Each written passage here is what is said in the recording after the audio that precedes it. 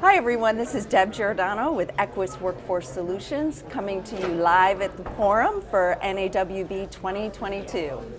For this segment, I'm joined by my friend Spencer Murray, who is not only a local board member out of Erie County, New York, the Erie-Buffalo area, but he's also an NAWB board member and he works for NC3.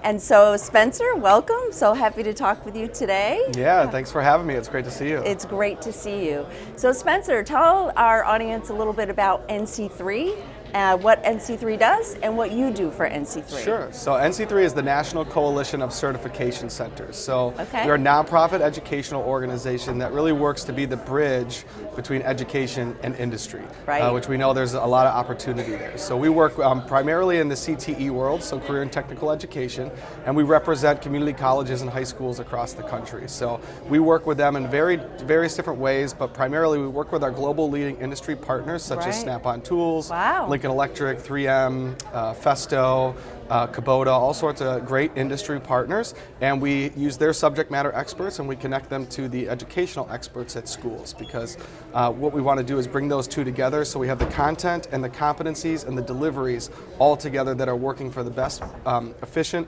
delivery to post-secondary and secondary students. So that way they're getting industry recognized credentials Right. that they can then take out into the workforce to go get a job. So, and through that we do events called Train the Trainers. So we have master instructors that then teach the instructors the content along with the SMEs, the subject matter experts from industry.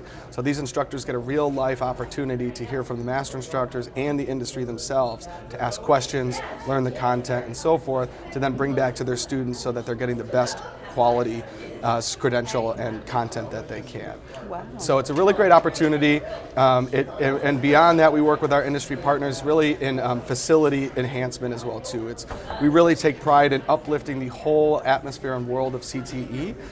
So that way it's not that dark, dirty garage and dangerous Right. garage that you think of, but we're building world-class facilities because we know how important the parents are in the college and career search as well too. So if we can get a student walk in with their parent, they're now saying, oh, this just isn't a job, but wow, there's really a career here. So all of those areas we try to encompass to really bridge the gap of the skills gap of CTE and uplift how people perceive it. That's really interesting, Spencer. So specifically, what do you do? Sure, so I started as a program manager and then I moved my way up now. I'm the team success and engagement manager. So people always ask kind of what that means. That's a great title. Yeah, and what it really is, so I basically work with all programs in a real collaborative and supportive way. So we have program managers that wake up every day dedicated about that specific program. How are we engaging schools? How is the curriculum?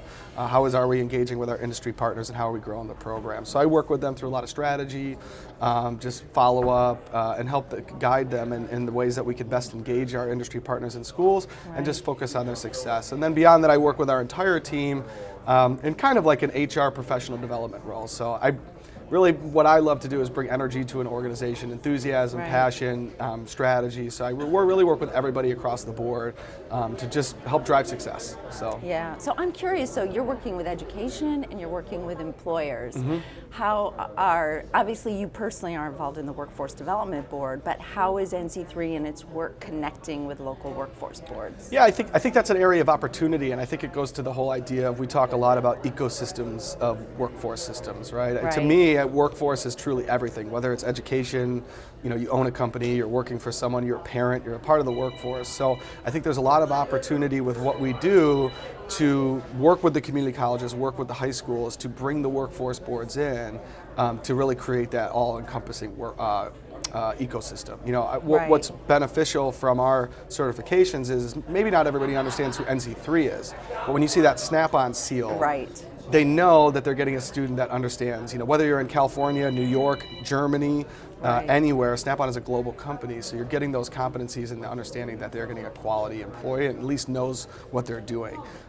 So I think there's the really big opportunity there to continue to enhance and grow what we're doing with these industry recognized credentials and continue to get industry to back it and continue to Right. get industry to invest, because at the end of the day, what we love about our global partners is they don't just invest in this because it's about their brand, but they understand that if they're building up their industry as a whole, it's going to help them in the long term Right. anyways, right? But we need to continue to increase the perception of CTE and how important it is. And we heard it today in the general session from John Gowie from Snap-on. It's just, the dignity of work. And Right. we're in a building. It was built by CTE individuals, right? And all of these people that work with their hands and with their minds at the same time. So I think getting the workforce boards involved and engaged with the community colleges and the high schools in a bigger way will be very valuable to the entire workforce system going forward.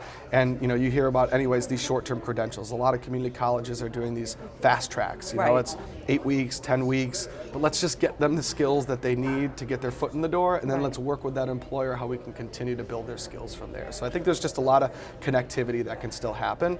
But we certify, I think thousands of students every quarter, and those students are able to hopefully go out and get a job right away And those and are start all earning. industry recognized. Industry recognized credentials. They're built with the industry. So Right. and the instructors who teach them have to be recertified every 3 years, and that allows them to ask the new questions. Allows our industry partners are always looking at new and innovative certifications. How can we update certifications?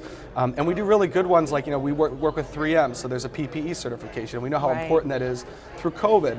And it's great because it hits on all industries. It's not just automotive, it's not just welding and all of that. So, Festo, robotics and supply chain issues and manufacturing and, how does that affect our daily lives now? And it's so important that people just need to understand that these jobs are careers. And there's good people that are building these certifications so that it's good information that they can go get a job with. What you're talking about, we had a great discussion at lunch around just how much education and industry has to come together and how rapidly things are changing, how they've changed a lot in the last 2 years. I'm curious what you see coming down the pike with education. There's a lot of talk about using virtual reality. There's already a lot of that going on. Yeah. What are you hearing when you're talking to business? Well, you're hearing it. Lincoln Electric already does great programs with their Vertex, which is kind of relatively kind of a virtual reality turning. But they do studies where take a student and put them in a welding booth, and they're probably shaking and terrified. But give them in a virtual setting that they can get comfortable with it. They come out so much more successful right up front. And I think you're seeing it with the youth that we have today. We just have to understand as a system, I think all of us that are traditionally, adults that run this system, that it's not about what we always think is necessary or right, or what we think the way it should be, but what is actually happening and how do the youth actually relate to it. So I think this idea of digital learning and kind of on their time and their pace and what they need, Pima Community College is this great thing where they actually recorded all of their lectures and time together. So the students, it's all self-paced, but there's instructors just floating around throughout the day. The students can come in whenever they want. There are some check-ins and there are some requirements, but allowing the student to do what they need to do in this digital world, I think is going to be very important. We can't just always continue to think here and force feed students, this is the way it's done. We have to continue to think outside of the box. And I know that industry is thinking that way because they understand how important it is to be successful. You need successful employees. So. Right, great. Well, thank you so much for joining us. I really appreciate Spencer Murray having this conversation with us and for all that you do for the National Association of Workforce Boards and the workforce development industry as a whole.